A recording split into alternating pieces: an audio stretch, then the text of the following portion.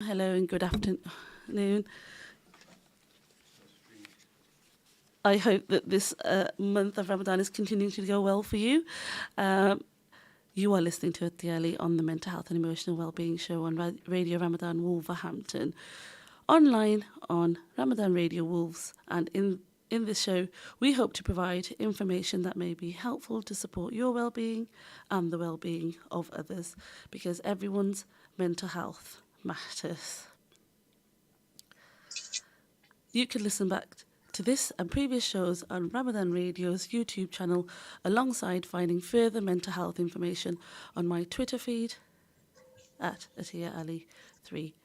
We are not here to offer you any advice in place of your clinician. However, we will share information that may encourage you to seek support. If you feel you need to discuss your health and well-being following this show, then please contact your GP. Live calls are welcomed on the show today. You can call on 01902 972 150. If you prefer, you can send in comments and questions via the WhatsApp messaging number on 07440 420 432. That's 07440 420 432. In the show today, I'm pleased to invite Atiyah Jadida.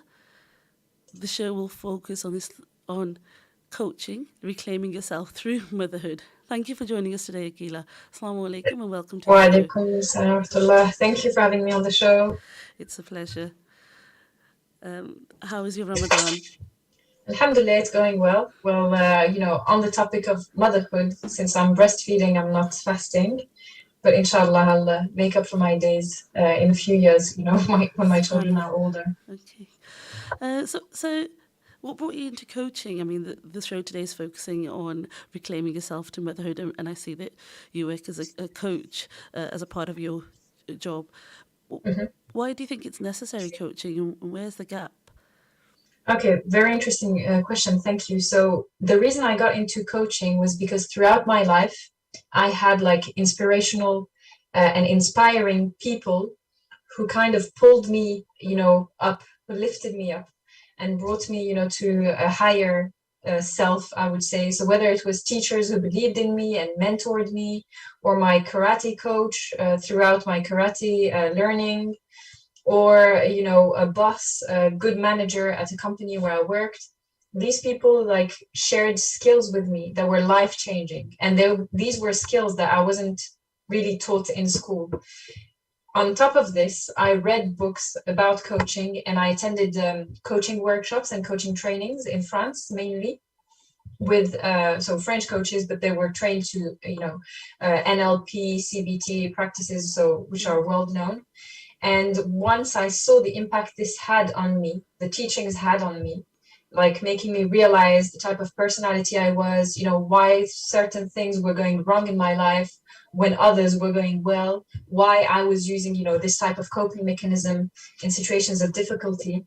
I thought, why is it that this isn't widespread in our Muslim community? Why is it that we're not using this, to its fullest potential, I would say, because it would benefit us so much. And I'm the kind of person who, walks around and sees where problems are. And I've seen, whether it's here in the UK or in France, all the problems, we have as a Muslim community, as the Ummah.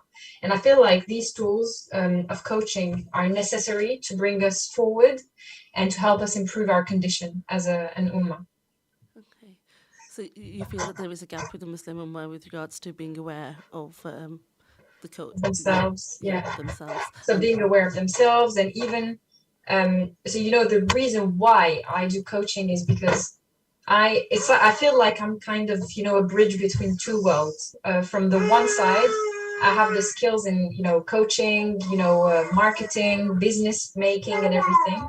And on the other side, I'm a Muslim, and it's like I'm navigating throughout these two worlds, and I see like the Muslim world could benefit from the skills I have in coaching and business making and everything. And the business world could benefit from some of, the Islamic ethics we have, for instance. So I kind of try and, bridge that gap between the two. And my strong why is because I want to promote healthy individuals in our community. And I want to start with women because we are half of the world population and we give birth to the other half. So I feel that if I empower women, I give them the tools they need, they will then be able to empower their spouses, their children, their brothers and sisters, their parents. And like this, we will have a higher impact on the whole of the community. I'll start, with women, build from the bottom, basically from the foundation. That's then the family, and spread through the ummah, the community, and the world, of course, not just Muslims. I see. And I hear you have a little one in the background there. Yes, yes. And it is a fine balance, isn't it? Motherhood and continuing to work, volunteer. What is coaching for those of us who don't know? So for me, the way I see coaching, it's a set of tools that you can use to bring yourself forward, to get yourself to a better version of yourself. So better than yesterday, help you in your self-development and self-improvement. And coaching can be done in several ways. You can either, I don't know, read a coaching book and apply the exercises that are in there, or you could watch a documentary like the one on Tony Robbins, and then feel inspired and, motivated through this person. Or I would say this is the most complete way of doing coaching. You could be coached by a coach. So someone who's there with you throughout the journey, who's guiding you, and who helps you through asking the right questions and letting you answer them, as honestly as you can. And this coach isn't there to take decisions for you. You get to take your decisions for yourself. This person is just guiding you through the process. And the guiding process, what does that involve? You said questions. Is there anything else that people might need to know about? Well, so the way I work, for instance, I have an initial coaching assessment with my clients. So I do life coaching, which is mainly around self-confidence and everything for Muslim women. Then I do couple coaching, so to help solving marital issues or to help people get married if they're single. And then I do business coaching. So for all of these, I always start with an initial coaching assessment where I sit down with my client for an hour. And I go through a set of tools that I have that help me dig deeper into the situation the client is in and understand the problems. And with this, at the end of the session, we have a decided, framework, and I design a bespoke program for that client because I feel like everyone is unique and everyone needs their own way of working. So some people could only do, my coaching online, which is videos which are pre-recorded on Aqal Academy, and they'll be fine with this. They're quite, self-driven. But some other people need me to be there and ask them, have you done this exercise? What is the outcome? Oh, look, I've checked this out for you. I know this person in my network who works in this field and could give you a hand. So it all depends on the people. So I would say it's mainly questions that are asked. And then after a few questions are answered, we can reframe the work and we can decide, how to carry on working together. It's very interesting. It sounds as though you help people with different realms of their life. You mentioned Yes. You mentioned they're developing confidence to finding a spouse and connecting people with people that you're familiar with or finding others in the community that can work with them. As a mother, I'm familiar with having kind of less time for me. And it's one of those roles that requires selfless attention. A very busy, distracted period during motherhood, isn't it, when we are providing that selfless attention and focus. What do you think about this? Yeah, it is indeed. And I think that it's kind of the social image that's that's given around us of as a mother, even culturally, as a mother, you're expected to be selfless. You're expected to give your time, your body, your energy, everything for this this little being that just came out of you and is made 50% of you somehow. So And it's a beautiful thing. I'd say every mother who has that, the feelings of motherhood kick in after a few months of being pregnant. Every mother feels that her child is now her priority in life. Like I remember myself, I was very much, career driven and everything at the beginning before I had my son. And as soon as I was pregnant, everything, like my whole world was turned upside down. I was like, okay, no, work isn't as important as this little being growing inside me. And I had to reshape my priorities. And I think that's what most women go through, really. And once this is done, I think we have to strike a balance where we don't forget ourselves. So that's why, we decided to call the show today, Reclaiming Ourselves Through Motherhood. Because I feel, even myself, that for a few years, I have forgotten about myself. I've put like my son above everything else. And I was kind of sad at the end of the day when I realized that, the Akila I was before was gone. And I was missing her. I was missing, the time I could be just on my own for a bit. I could do the things I liked. I could have some peace and quiet. I could read a book. I could finish a series, without being interrupted. So I feel that, most women go through this, but I'd say even myself, I was a victim of social pressure, of the social injunctions and the expectations from, relatives and friends of being a good mother, what a good mother should. Yeah, thank you, Sister Akila. I think that's really interesting, isn't it? The expectations from community with regards to motherhood. And I wonder whether it might be helpful to spend some time looking at those expectations. Yes, of course. On to yeah, sure. kind of developing confidence. Before we do that, we are coming to the break. And I shall speak to you on the other side with regards to, what are the expectations for a woman in today's society? And in particular, I think there's some focus here on Muslim women. Yeah. So I'll speak to you shortly after the break.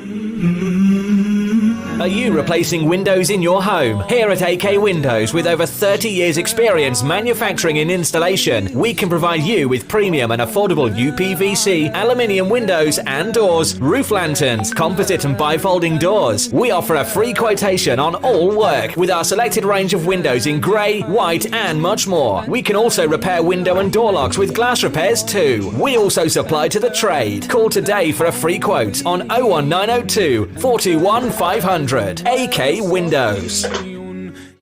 Are you looking for a new challenge? A chance to be your own boss? Becoming a driving instructor is a lot easier than you think. Bespoke training is provided and franchise opportunities with guaranteed results. Or are you looking to get a full driving license? Well, look no further. For a complete package from translated theory classes to driving ability, securing your freedom to the future. Contact us today by calling Ashes Driving School on 07402 362 717. Wolverhampton and surrounding areas. Follow us on Facebook and Instagram. Learn by taking the right turn. Mubi Bass Electronics, specialist in car audio and home entertainment. Suppliers of leading brands, Samsung, Sony, and Panasonic. We supply and fit all car audio systems, top brands, Kenwood, Bose, and we're an authorized supplier of Vibe product. Visit our store online at mubibass.co.uk and order today for next day delivery. Mubi Bass Electronics are proud sponsors of Wolverhampton Wanderers FC. Call us today for a free quote on 01902 754 546 and quote Ramadan 20 for 10% off. Follow us on Instagram and Facebook at Mubi Base Electronics, specialist in car audio and home entertainment. Little Dessert Shop, UK's leading dessert franchise, continues to deliver happiness in Wolverhampton. Order from Just Eat, Uber Eats and Deliveroo. Visit us at littledessertshop.co.uk and contact your nearest branch. From all at Little Dessert Shop, we wish you a blessed Ramadan and a happy Eid. Ready for a new career? Ready to be an engineer? Get ready, get set, get training. Become a qualified domestic gas or electrical engineer with the potential to earn up to 45k by enrolling onto one of our bespoke, accredited, industry-recognized training courses at our purpose-built training centre in Wolverhampton. For more information, visit our website gettraining.com or contact us on 01902 583 941. It's mega deal time right now at Salsa Grill. Any size pizza, a buy one, get one free, with free medium fries. Any curries with 4 roti, just $6.99. Any single burger meal, just $3.50. Masala fish with fries or a naan, only $4.50. It's all here and much more at Salsa Grill, 27 Broad Street, Wolverhampton. Order on Wolverhampton 312-314 or online through Just Eat, Uber Eats or by searching Salsa Grill Wolverhampton. Mina Bazaar, one of the UK's biggest collections of Asian bridal wear and fashion. Established for over 25 years, we're now showcasing and taking orders for our brand new catalogue. We have Mina Bazaar's men's bridal wear. We'll be stocking the very best in groom sherwani, fashion kurta and waistcoats. Book an appointment today and get 15% off during Ramadan at Mina Bazaar, 184 Ladypool Road, Birmingham, B12 8JS by calling us on 07970 265 956. Spice up your iftar with traditional spices and flavours from Indus. We go to great lengths to source only the best in Far Eastern flavours, with a wide range of spices, pulses, lentils and essentials for your kitchen cupboards. From our hot chili powder to our range of beans and pulses. Find our range in leading local supermarkets and retailers. Indus, the world's finest foods. Your tyres are essential for safe driving. They're the only link between your vehicle and the road. At Premier Tyres, we proudly stock leading tyre brands such as Goodyear, Michelin, Pirelli and more. We're also your go-to garage for MOTs, servicing, exhausts and all your mechanical needs. With the most affordable prices in town, unmatched quality, knowledgeable and fully qualified mechanics, we will look after your car no matter the make or model. Premier Tyres, Crown Street, WV1 1PX. Call 01902 455 684 or visit premiertyreservices.com. Every Ramadan, many around the world remain hopeful of your zakat. Assalamu alaikum. You are listening to Atiyah on the Emotional Mental Health and Emotional Wellbeing show.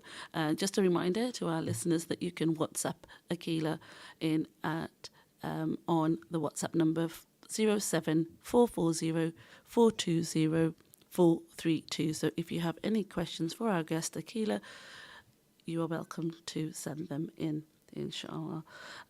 Akila, before the break, we were talking a little bit about expectations on mothers and where that tends to come from. Would you like to tell us more about that? Yes, sure. So I'd say, the biggest expectation is to just leave the person you were before and become fully just a mother. And get on with it. Just basically don't complain about the pain postpartum, the tireless nights, the pain from everything, from breastfeeding, from tears, from giving birth. Just get on with it, because so many women gave birth before you and they were all fine, so why are you complaining? And the other thing I would say is that for some women, maybe more in the West, the expectation is that, okay, you've given birth now. Just, recuperate, recover fast and get back to work. Get back to, what you were supposed to do before and become productive in a monetary way instead of a human life way, I would say. So as women, we're kind of it's like stuck between two pressures. There's one pressure that's saying, go back to work, get back out there, look as thin as before, just, don't change anything about yourself. The second thing is, no, you should dedicate and devote your life still to this new being and give everything you have to him. So it's like we're stuck in it's almost like a conundrum. It's a paradox. We're torn between these two extremes, and it's hard for us as mothers to kind of find that balance again of, do I want to be like a stay-at-home mom from now on? Or do I want to go back to work? Or do I want to, as I did, stay at home, work around my child's schedule and start my own business, which is also a struggle. I'm not saying it's the easiest way. It's just the option I chose. So it's a heavy burden as women that we're carrying, and the people dictating the way we should behave as new mothers are essentially inheriting from the patriarchy and from capitalism. So capitalism on one side is saying, you need to get back to work, you're not producing anything, any monetary input, so come on, you need to get back to work. And the patriarchy is telling us, as a woman, it's your duty, you were created just to have kids and stay at home and raise them. So these are the two injunctions we're stuck with. And sometimes you lose that attachment in the process, right? Yeah, exactly. Yeah, of course. It's really damaging. And I think that's what we're starting to realize now. It's damaging to the women's psychology and their children's psychology and their well-being. Mm-hmm. It's damaging individuals in the future. That's why I'm speaking up about these topics, because I feel that in our community, we're still stuck in those two injunctions, and we're putting so much pressure on our women. We're not realizing how they're broken inside, but they're trying to power up and pretend nothing is happening to them, just so, their families can carry on, acting like normal. Yeah, and there seems like a loss of sense of self. Totally. Yeah. And you're saying reclaiming your life through motherhood. There's a suggestion there that, it's kind of lost at some point of becoming a mother. Mm-hmm. Some would disagree, and saying this is kind of where life starts. Becoming a mum and dedicating, a certain amount of time to your children. At what point does this dedication turn into kind of self-reflection? And so there's the self-care, there's the nurturing. At what point does this, move into focusing on yourself as an individual, and what do you mean by reclaiming your life? Okay, yeah, so it's really interesting because I don't feel like my life ended when my son was born. On the contrary, I think it was like a new spurt of life, a new like blossoming, because so in what I teach, there's feminine and masculine energies in both men and women. And I think I was very much in my masculine energy for a long time. I had been brought up like this. It was my strength, but it was also a weakness in the sense that I was like a workaholic, and I would only see my purpose in the output I was making, financially, and the status I had. As soon as I was pregnant and I saw, my son being born and everything, for me, it was a total change, as I said, a change of priorities, and also gave a new purpose to my life, where I realized, okay, this new being depends on me. My son needs me. He needs this attachment to me. And I'm the only one who can provide, like, breastfeeding for him, for instance. So I'll, look after him as long as it takes, as long as I need, for him to become then independent and balanced and, have a healthy relationship and connection with me and the rest of the world. So to me, when I say reclaiming yourself through motherhood, I do imply this fact that you rediscover a new side of yourself through motherhood, through becoming a woman. To me, it definitely made me more feminine, becoming a mother. Sorry that's my son in the background. Sorry. Thank you everyone for your understanding. So after that, I would say that because of what we see sometimes in our communities, because of the lack of support. Bear with me 1 second. He's with the babysitter, but obviously he wants me. So, Yeah. so That's the fine balance, isn't it? Sometimes exactly. There, we're in the topic and we're you're living the experiencing topic, it as and well. and especially through the experience of working from home and the Yeah, COVID situation, I think exactly. lots of people have experienced precisely this and working around that, This, and it shows that actually many of us are very talented and we're able to kind of work around yeah. childcare and careers to Yeah, continue. so I think the fine balance through between dedicating yourself to your children and raising them, and uh, your kind of commitment to yourself as a human being created by Allah for a purpose in life is like hugely important. Because one thing is sure is that our children at some point they will outgrow us, in the sense that they will become adults and they'll carry on with their lives. They're not going to live with us forever. So our role is to prepare them for this life as best as we can, give them all the tools they need, be there for them, have a healthy connection with them so they can confide in us. But at the same time, we shouldn't lose ourselves. We shouldn't forget about self-care, whether it is taking a bath or a longer shower and leaving the baby with his father, or an auntie or a grandma or a friend or a babysitter if you don't have anyone around you. We have to have this balance where we are still looking after ourselves even while we are mothers, because otherwise we're going to be burnt out. And that's one of the things that's a result of those two pressures we have on us from patriarchy on one side and capitalism on the other side, is that feminism, okay, was a great thing for women. Okay, the only thing is it was a great thing for women who are at work and fighting for equal pay. The one type of women who was forgotten about through feminism and their fight was women who stay at home and their work is not financially valued. We don't say, a stay-at-home mother should earn this much.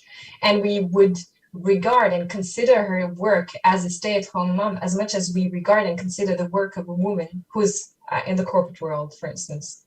And that's the issue basically that we are having, and that we're having in our communities as well. You hear people saying, yeah, she's just a stay-at-home mom, she's not doing anything all day. Excuse me, do you know what it takes to raise just one kid, then 2, 3? Just raising one child and staying at home has been regarded in a scientific study as 2.5 times a full-time job. Okay, so because we are not valued sometimes in our community, sometimes in our families, sometimes even ourselves, we've taken upon ourselves to kind of punish ourselves into staying at home, but being valueless. Sometimes we even lose that sense of looking after ourselves because what's the point? I'm useless as a human being. Okay, my child needs me, but my child doesn't care if I look good, if I smell good, if I feel good. That's how some of us would think. We have a question coming for you, Akila. Can you touch on how Asian culture has this perspective that you've just mentioned there, that the mother has to do everything and the father's role is just to go out and work? So sadly, that's what I've noticed. Yeah, apologies. This listener is saying that she means that the father has no role in helping out with the child. So yes, they're following their careers perhaps as well, but at the same time they're getting the support. Yeah. What about this cultural perspective? And do you hear a lot about this? I hear a lot about this, and I've experienced it, and I feel sad, both for the fathers. For the children, for the mother who go through this, because it's like this isn't even based on Islamic teachings. Islamically, I can't see anywhere in the Quran or in the Sunnah hadith or a verse that would say a man just has to work and he shouldn't look after his wife and children, and a wife should just stay at home, give birth to children, and raise them on her own. I can't see this anywhere, and I'm happy to debate with anyone who would challenge me on this position. Because if you look even at the example of the Prophet ﷺ, firstly, okay, he would go out and, work, contribute to the community and everything, but that he had a time set for his family, where when he is back home, he's there and he's fully present and he's like committed and he's helping around the house. We have a hadith where Aisha tells us that the Prophet ﷺ would help, he would clean up, he would, mend his own sandals.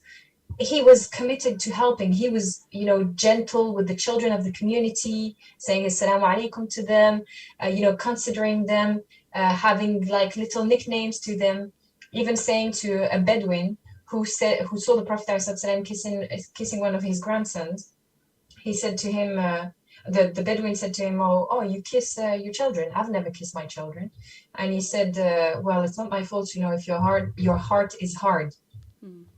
And subhanAllah, I see, sadly, in Asian culture and to some extent in Arab culture, which I come from, North African and the rest of the Arabs, this hardening of the hearts of men and women becoming really bitter because of it, because they feel let down and their children feel let down as well. It's fine for a man to go out and work. And it's fine for, a woman to decide to stay at home and look after the children.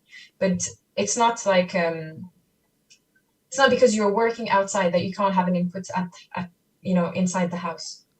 A woman can't carry that whole burden herself. If she is to do that, then she might as well be single. If you see what I mean. She wouldn't have then the headache of someone deciding for her and, telling her not to do this, not to do that, and being a burden on top of it. So, okay, Islamically, there are traditional roles, and not even Islamically, in all cultures, there are traditional roles where the man would go out and work and the woman would stay at home and look after the kids. But now we are in a new time, we're in a new day, okay, where we've understood, the traditional way of being a man and a woman has changed. There's a new modern way of being a man and a woman that has happened in the West, mainly after the World Wars, where now women had been called out to work in the factories and they discovered a taste for work, for being useful outside the family. And some men decided to stay at home and look after the children. So we have to recognize the fact that nowadays, even in our Muslim community, there are these differences in personalities. So you might have brothers who want to get married or who are married, who are more into the traditional way of working. And in this case, they need to look for a wife. And they need to be married to someone who agrees to take on the traditional role of a woman. And there are men and women who are more into either a balance of traditional and modern, or more into the modern side of things. This has to be discussed, pre-marriage. And a very important piece of advice to my sisters today: if a man, after you've been married for a year or two, isn't helping around the house, it's not you having children that's going to change him. The kids are not going to change anything to him. Okay, that's just the way he is. Okay, miracles can happen and everything. You can only put your trust in Allah, but don't look over and look past the signs that Allah has put in front of you already. Because sometimes culturally, even my mom would say things like this, saying like, because when I grew up, she had a lot of friends come around for advice, in their relationships and everything. And she'd say, oh, it's not going well between you, the two of you. Okay, just have a child. And then he'll calm down and, he's going to help you and everything. But it doesn't make sense at all. And it never worked out when I saw the, the relationships unfold in front of my eyes. So that's what I had to say. Thank you for sharing that. It's an interesting point you raised there. Sometimes as women, we could be our own worst enemy in terms of colluding with this cultural aspect, which you quite clearly share is not Islamic, and the importance of children experiencing those different varying role models and having that dynamic attention. Yeah, of course. And that's the key thing I would say, is that we need to keep in mind that we're raising the generations of the future. So really our aim is to give them the best, but also not only give them the best, but model being the best Muslims around our children. And it's not just, looking Muslim, having a beard, a hijab, a niqab or anything. It's having behavior, having the akhlaq of Islam, having good character, being gentle, being loving, being caring, being understanding, being forgiving. And I feel that sometimes these things are, passed to the side. It's just, Yeah. we have to be religious and that's all. Thank you. So, what about those aspirations that people have kind of parked aside? Mm-hmm. More than some people more than a decade of motherhood, they kind of commit to that, and then they want to try and get back into it. How would you support them in achieving their aspirations or working towards their aspirations? That's a very interesting question. It's never too late, I'd say, to, start dreaming again and work towards your dream. Whenever you wake up and you realize that, okay, I want to change my life because I'm not happy where I am now, that's the right time for you. And you need to start looking into, what is your dream life exactly? What's the vision you have in mind? And then write things down. So I don't know, I see myself in this type of place doing this with, surrounded with my children, or not, or you see yourself, working at this top company and, traveling the world and having somehow a balance with your family life as well. It all depends on you, but take that time to sit down when everything is quiet and peaceful at home. So either your children are very young and, that's the only time you get like me, where they're asleep and then you can sit down and do stuff for yourself. Or you get to, they're in school or something, and then you manage to take some time, just go to a cafe, sit down by yourself and think about your future. Like, date yourself and ask yourself what it is I'm dreaming of having. And then write down how you could have it, how you could get it. So I don't know, if I'm saying I want to move to California and live on the beach and I have a horse or whatever, then okay, how much is this going to cost me? How much is a house in California? How much is a horse? How often would I go horse riding? Where would I have a stable or a ranch or whatever? And then, okay, how could I get this much money? Okay, I need to work. What type of skills do I have? Where can I start applying, or what type of business can I start, building? And slowly, step by step, you'll reach there. But it's important to have a plan for it. And it's important to be surrounded with people who will lift you up and who understand you. So even your friends, because I've gone through this myself, I was surrounded with friends who were more into, just, why are you having all these ambitions? Just, stay at home, relax, look after your children, whatever. Yeah, very familiar. That's not someone who understands me then, So it's fine if you outgrow some friendships. It's fine if some people are against you from your family. And I think that's another key message I want to give to my sisters today, is that give yourself permission to live your dream. If you don't give yourself permission, you will imprison yourself into, whether it's a relationship or, whether it's in your marriage or with friends or a job that makes you miserable, and you're basically punishing yourself. If you reach a stage where, being around your children makes you angry, irritable, you feel like you don't have time for yourself, then now is the right time to, to start asking yourself, what is my dream actually? Because I feel uncomfortable in my own shoes now. Thank you for that, Akila. And you mentioned that, surrounding yourself by folk that are kind of uplifting and help you contribute to that kind of confidence building. And in mention of that, there's a number here ending in 128 who's messaging just to say that it's a super show. And thank you for that feedback. Thank you. So you talk about these barriers and, sometimes less encouragement from family, sometimes in-laws, sometimes your husband. How do women address these confidently? How do they overcome these barriers, do you think?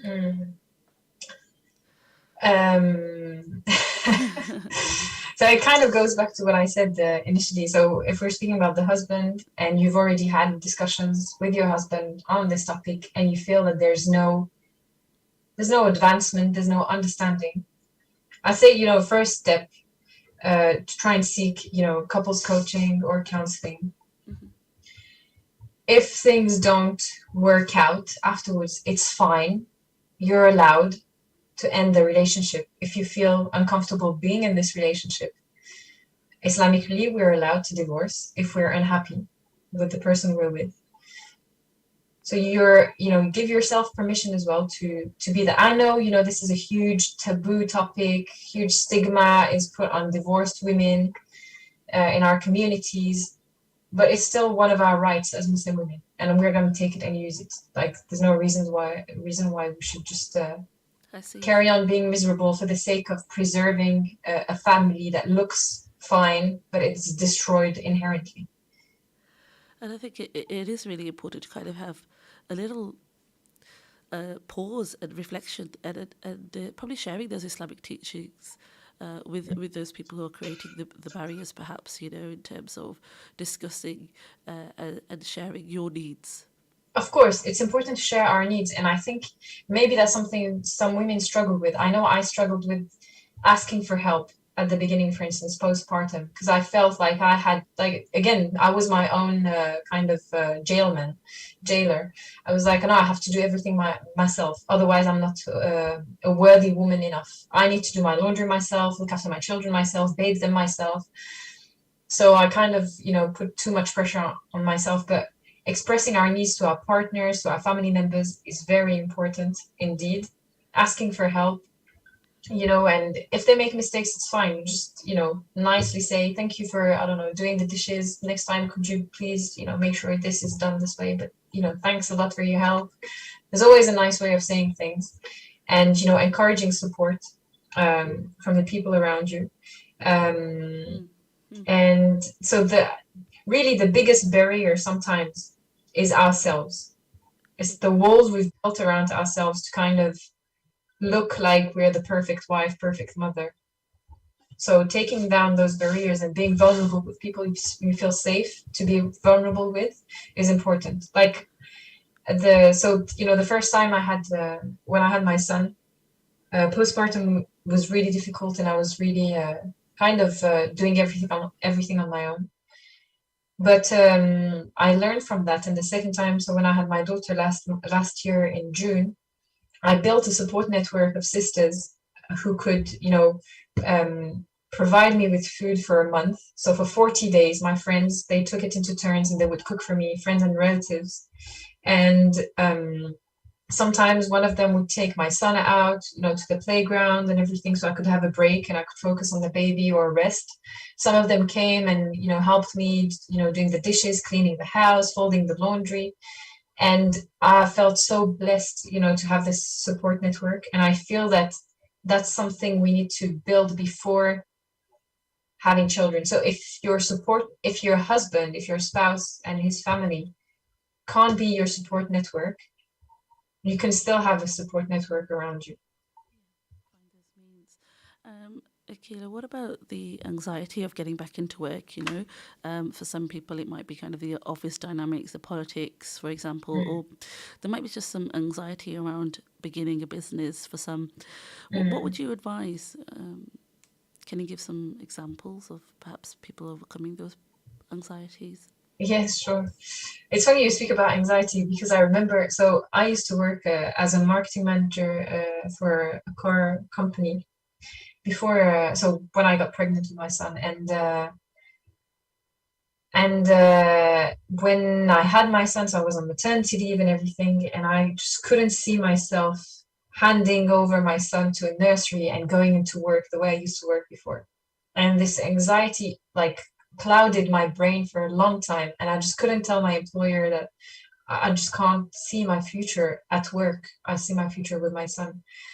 So the contract ended anyway, so it was kind of a relief that they did it from their side and not me from my side. So I do understand, sisters who go through this anxiety, and it's like, the feelings we feel teach us a lot about our needs. So if you feel anxious to leave your young child, listen to yourself. I would say first, listen to yourself, try and find, what's triggering your anxiety. Is it leaving the baby, or is it leaving the baby with this specific person or in this type of environment? What would be better, for you? Maybe, for some sisters, it's going back to work, but part-time instead of full-time. And some of us might have this anxiety of saying, yeah, but if I ask for this at work, they'll just replace me, or they'll keep the person who's already covering for me. But we need to be brave enough to have these discussions, because otherwise we'll never know if we missed an opportunity there. So I think, what we need to remember with anxiety and the fears we have is that sometimes the fears, fear makes us think something is huge and impossible. It's like a huge elephant in front of us. But actually, when you take action, you realize the issue was like the consequences, the negative consequences from the decision you took and the action you took are tiny, like a mouse or an ant. So there was nothing to fear. And it's through consistently taking these small steps, these small actions to prove your fear wrong, that you'll realize what you're fearing is fear itself, and fear itself is damaging to you. So instead of focusing on fear, have faith, sister.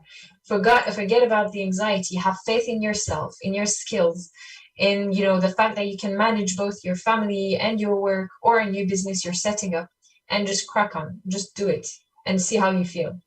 At the end of the day, if it fails, okay, that's fine. You've learned a lesson then, and you can move on. And you share there, people sometimes making a mountain out of a molehill, so seeing it bigger than it actually is. And you talked earlier about breaking it down into steps. Can you tell us more about that in terms of research for the role, in terms of, perhaps work experience? So I'll tell you from my experience, for instance. So back in May 2019, so that's when my contract in the automotive industry stopped, and I was already looking into what I could do, myself, to kind of carry on working, because I really need it for my own, it's a life purpose for me. I feel that Allah has blessed me with skills in management, in marketing, in business, in languages, and I don't want to waste them. If Allah only wanted me to stay at home, raise children, then I don't think I would have had these skills given to me. Since I have these skills, I'm going to put them into practice and try and find, a clever business idea. So I was working on a bakery project with two friends of mine, French, German, and North African bakery.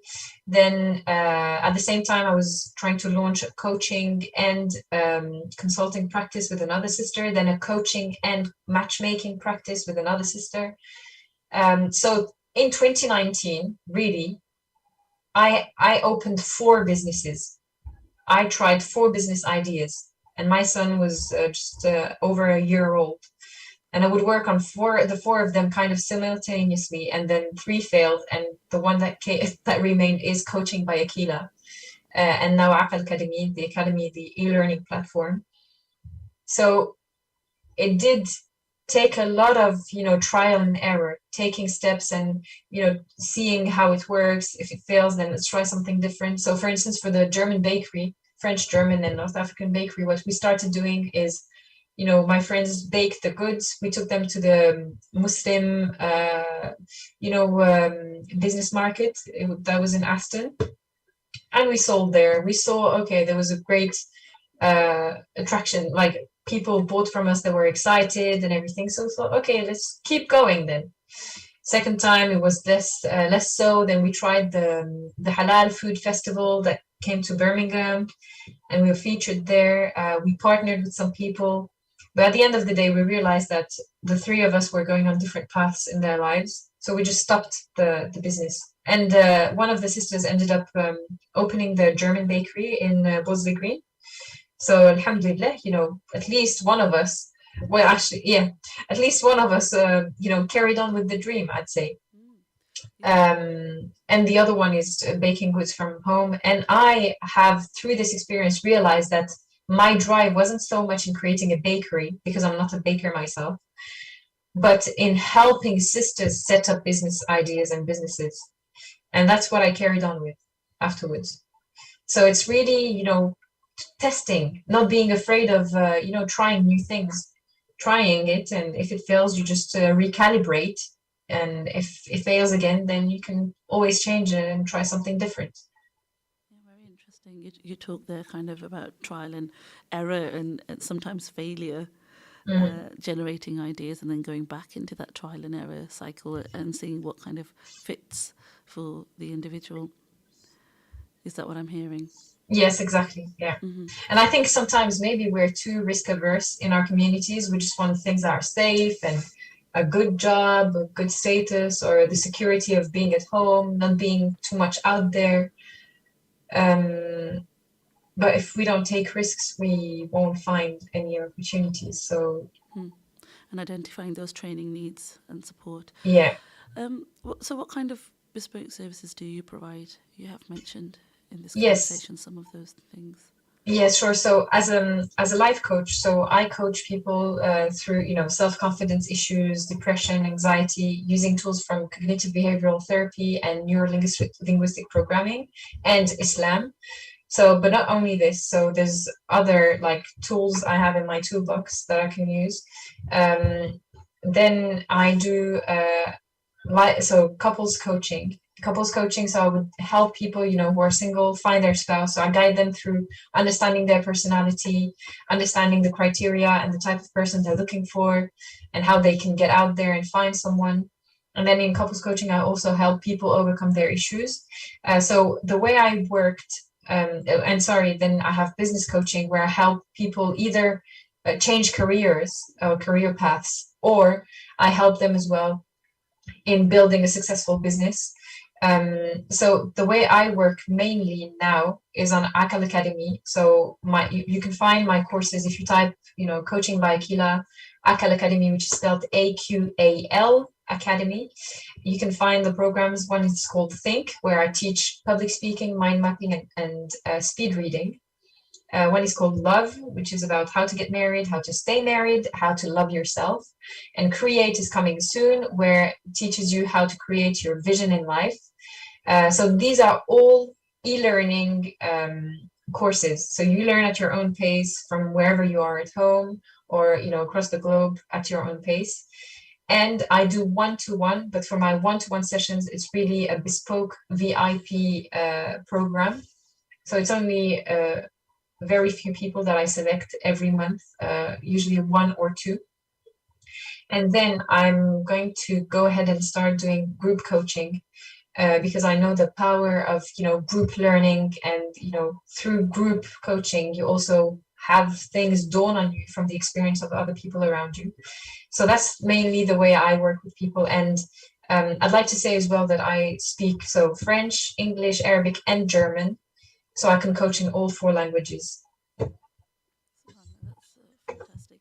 The services that you provide for women in the community. You talked about this group sessions that you might be providing. That sounds like a good idea as well, perhaps in places like the Masajid and having Masajids supporting you with that, or community centres. We're now coming to the end of the show.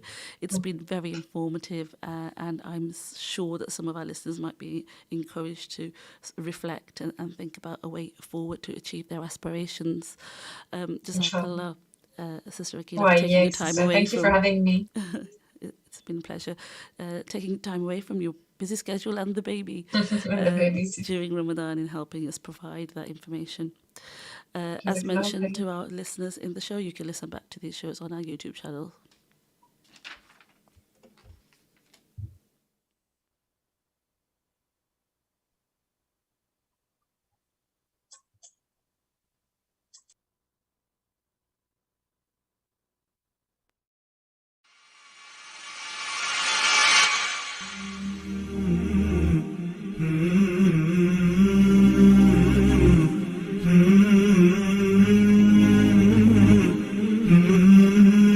Are you replacing windows in your home? Here at AK Windows, with over 30 years experience manufacturing and installation, we can provide you with premium and affordable UPVC, aluminium windows and doors, roof lanterns, composite and bifolding doors. We offer a free quotation on all work with our selected range of windows in grey, white and much more. We can also repair window and door locks with glass repairs too. We also supply to the trade. Call today for a free quote on 01902 421 500. AK Windows. Are Are you looking for a new challenge? A chance to be your own boss? Becoming a driving instructor is a lot easier than you think. Bespoke training is provided and franchise opportunities with guaranteed results. Or are you looking to get a full driving license? Well, look no further. For a complete package from translated theory classes to driving ability, securing your freedom to the future, contact us today by calling Ash's Driving School on 07402 362 717. Wolverhampton and surrounding areas, follow us on Facebook and Instagram. Learn by taking the right turn.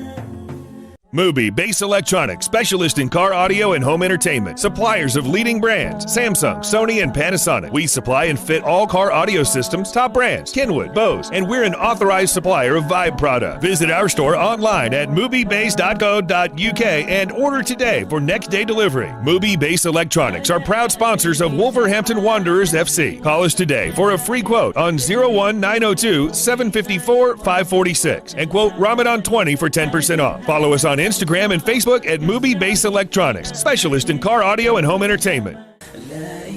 Little Dessert Shop, UK's leading dessert franchise, continues to deliver happiness in Wolverhampton. Order from Just Eat, Uber Eats and Deliveroo. Visit us at littledessertshop.co.uk and contact your nearest branch. From all at Little Dessert Shop, we wish you a blessed Ramadan and a happy Eid.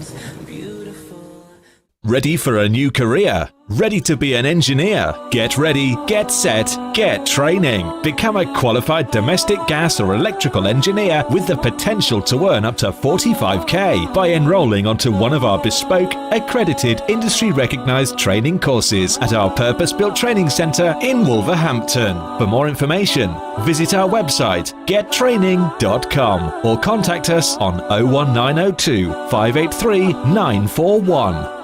It's mega deal time right now at Salsa Grill. Any size pizza, buy one, get one free, with free medium fries. Any curries with 4 roti, just $6.99. Any single burger meal, just $3.50. Masala fish with fries or a naan, only $4.50. It's all here and much more at Salsa Grill, 27 Broad Street, Wolverhampton. Order on Wolverhampton 312 314 or online through Just Eat, Uber Eats or by searching Salsa Grill Wolverhampton. Mina Bazaar, one of the UK's biggest collections of Asian bridal wear and fashion. Established for over 25 years, we're now showcasing and taking orders for our brand new catalogue. We have Mina Bazaar's men's bridal wear. We'll be stocking the very best in groom sherwani, fashion kurta and waistcoats. Book an appointment today and get 15% off during Ramadan at Mina Bazaar, 184 Ladypool Road, Birmingham, B12 8JS by calling us on 07970 265 956. Spice up your iftar with traditional spices and flavours from Indus. We go to great lengths to source only the best in Far Eastern flavours, with a wide range of spices, pulses, lentils and essentials for your kitchen cupboards. From our hot chili powder to our range of beans and pulses. Find our range in leading local supermarkets and retailers. Indus, the world's finest foods. Your tyres are essential for safe driving. They're the only link between your vehicle and the road. At Premier Tyres, we proudly stock leading tyre brands such as Goodyear, Michelin, Pirelli and more. We're also your go-to garage.